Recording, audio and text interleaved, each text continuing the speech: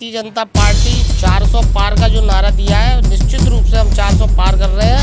धरातल पे बहुत सारी गंगा जल योजना लाए, तमिल आएगा कौन सा गंगा जल आएगा, कौन से गंगा जल दे दिया इनने। जो गंगा जल की तो पहले से अखिलेश की पाइपलाइन पड़ी हुई है, जिनने इनने कहूँ थे कर दिया है, हम बाई पे वो लगा देंगे, उसी पे मोहर लगा रहे हैं। मोहर लगा रहे हैं। चलते चलते लास्ट टाइम में अधिवक्ताओं से इस राय पे लूंगा कि आगरा में विशेषकर क्या रहा। सारी जन कल्याणकारी योजना चलाई हैं जिसका परिणाम जनता वोट में तब्दील करने जा रही है। और रही गरीबी, मेरे अभी विपक्षी साथी बोल रहे थे कि जन कल्याणकारी योजना धरातल पर नहीं पहुंची है।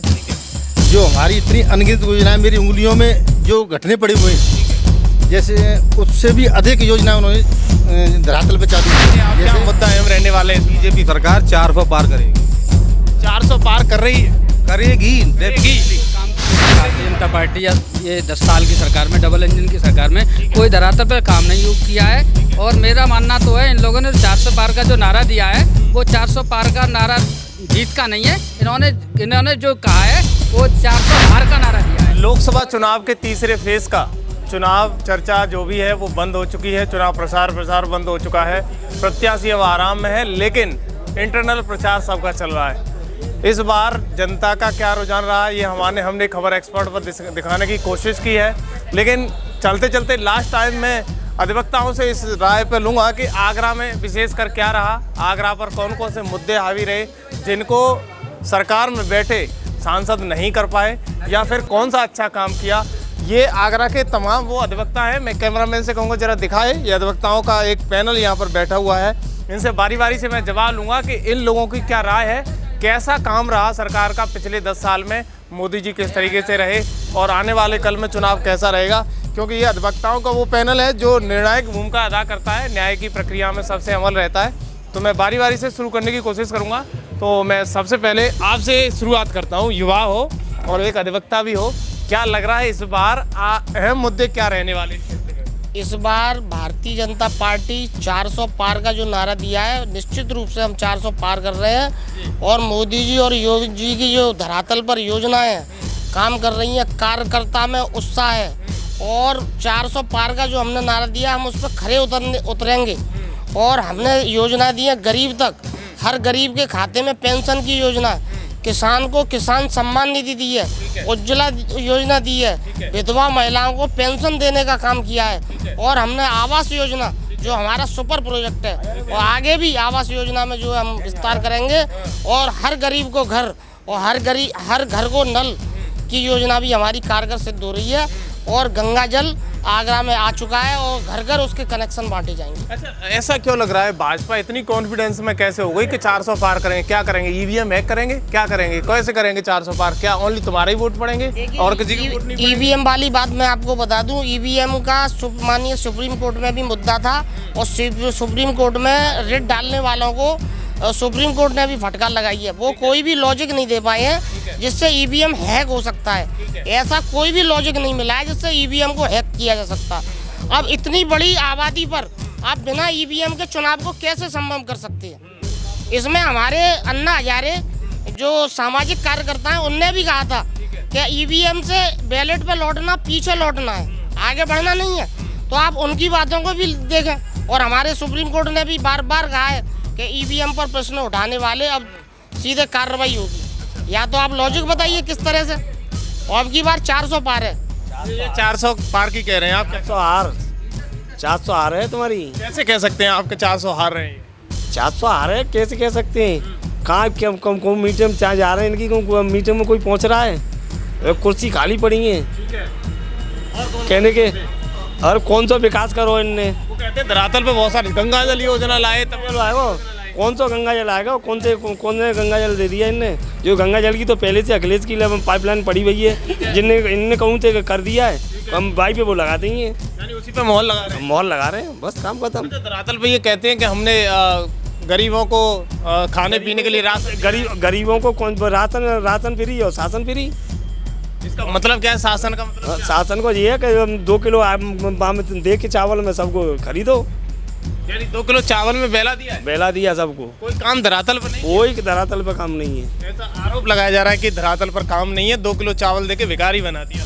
अभी मेरे संग चलें और मैं बस्ती में घुमा दूंगा आपको कितने आवास बने हुए हैं और हर व्यक्ति को 5 किलो राशन। इनके आवास जो आवास बने किस गरीबी को मिले, जिनके तेल मिल चल रहे हैं उनको आवास मिले हुए हैं। एदमापुर में देख लो तो अरे तिनके तेल मिल जो गरीब है, अरे एक बार सुनो, एदमापुर में निकालो, जांच कर लो आज की डेट में, जिन गरीबों को एक को मिल गया हो, जिनके 30,000 और 50,000 दे दें उनके मिले, जिनके तेल मिल ऐसे उनके तेल मिल चल रहे हैं। अरे ऐसा हुआ कैसे, आपको कैसे पता है? कैसे? मुझे पता है, जांच कर लो, इनकी गली में चले जाओ, तिनके तेल मिल चल रहे हैं और उनके एक उनको 10 अन्य मिल गई।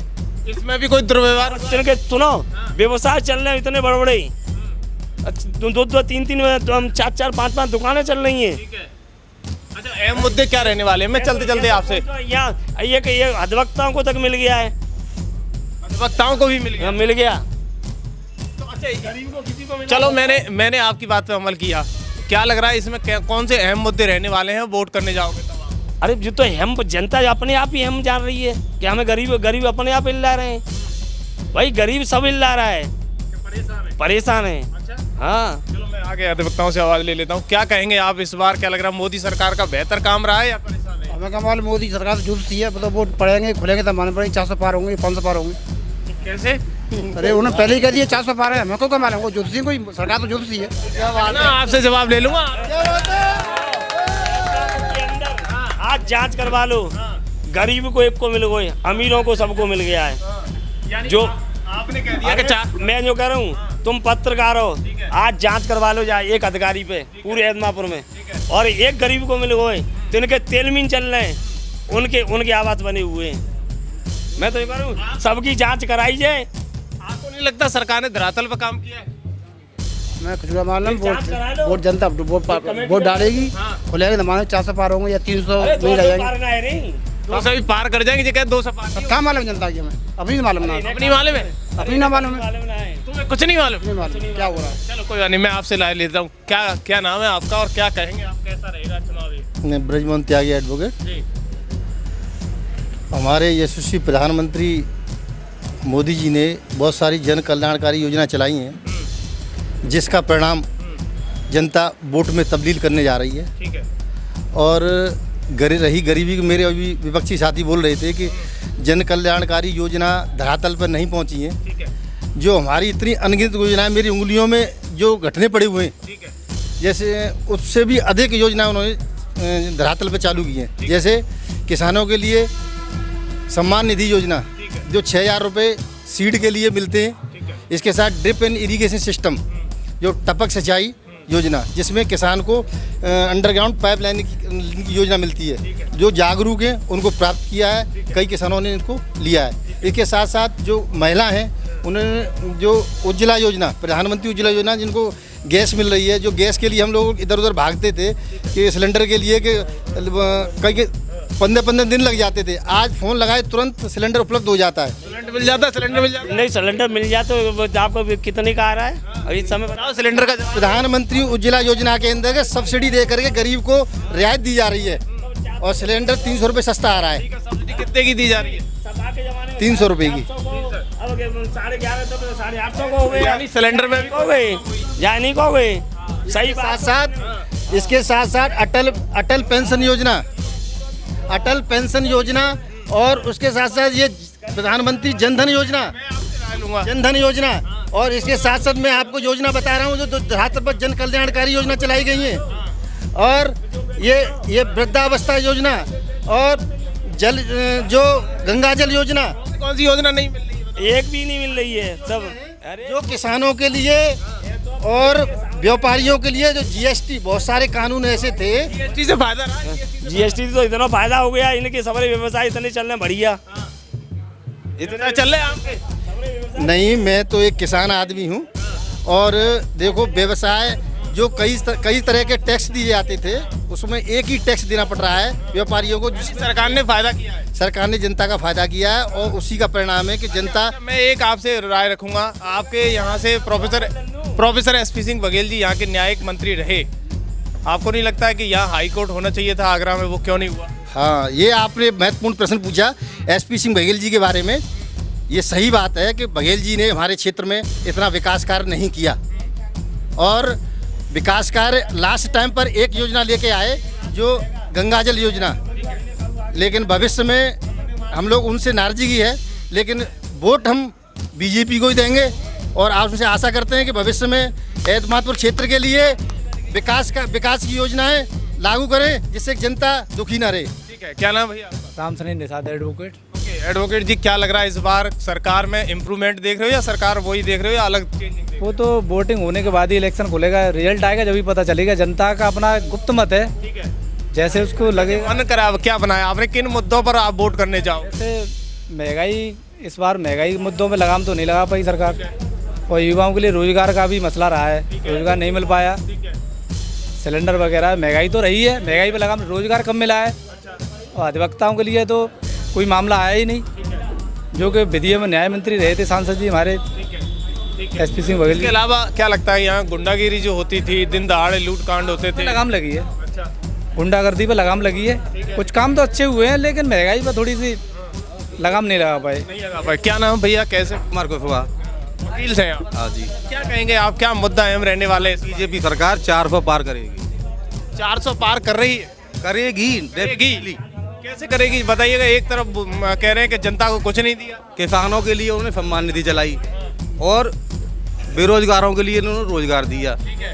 ठीक है, और जो बीमार होते हैं उनके लिए उन्होंने आयुष्मान कार्ड बनवाए, सबको इलाज फ्री मिल रहा है, बिल्कुल फ्री मिल रहा है सर। 400 पार कर रही है। बिल्कुल 400 पार करेगी। विपक्ष में बैठे नेता कहाँ जाएंगे? अखिलेश जी कहाँ जाएंगे? ऐसा है, हमारा अनुमान है और हम सभी लोग बीजेपी के साथ हैं, और बीजेपी ने सब कुछ अच्छा किया है किसानों के लिए, मजदूरों के लिए, इसलिए 400 पार जाएगी। लेकिन अब की बार तो राहुल गांधी और अखिलेश यादव फिर दोबारा से साथ आए, नहीं लगता कि हिला देंगे अब की बार बीजेपी? वो पहले भी साथ आए थे, लेकिन पहले भी हारे थे, और अब की बार 400 पार करेगी बीजेपी। 400 पार करेगी, डेफिनेटली करेगी। अरे जल्दी से बोल दो ना, वो कह रहे कि वो 400 ही पार कर लो। तुम राम भागत यहाँ तक आओ तो तुम्हें कहाँ मिलेगा, कौन सी योजना मिलेगी बताओ? तुम्हें तो जमुना में डूबे को पानी ना मिलो। आपका क्या नाम भैया? नरेंद्र सिंह नाम है मेरा। नरेंद्र जी, आप वकील हैं।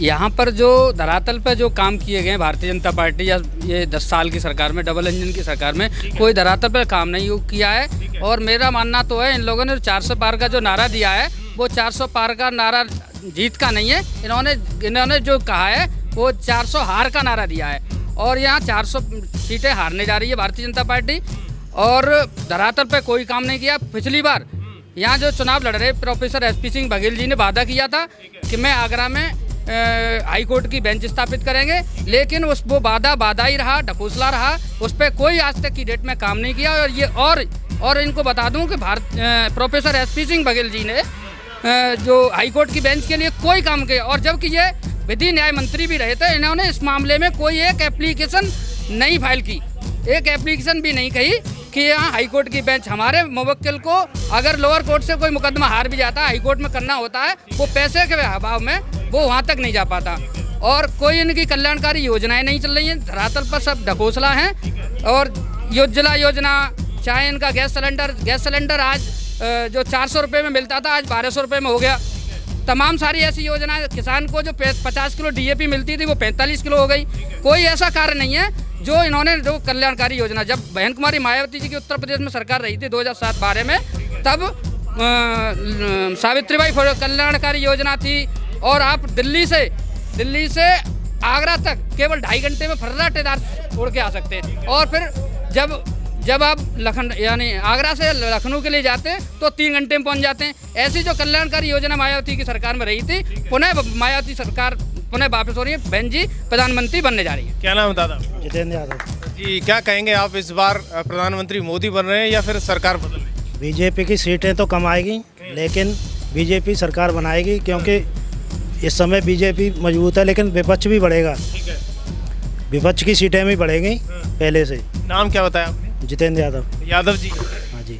बीजेपी को क्यों चाह रहे हो? बोलते हैं बहुत क्योंकि बीजेपी EVM मशीन से, जैसे पहले तो शुरू में विपक्ष की गिनती बढ़ती है, आगे रुझान में, लास्ट में आके बीजेपी कहीं ना कहीं से अपने कैंडिडेट को जिता देती है। यानी अभी आपको लग रहा है कि हाईजैक हो जाएगा? और क्या, कैसे नहीं हो रही? कई बार देखा है आपने, देखना कि पहले तो विपक्ष का आदमी जीतता दिखाई देगा शुरुआत में, लेकिन लास्ट में बीजेपी का जीत लास्ट में निकलेगा।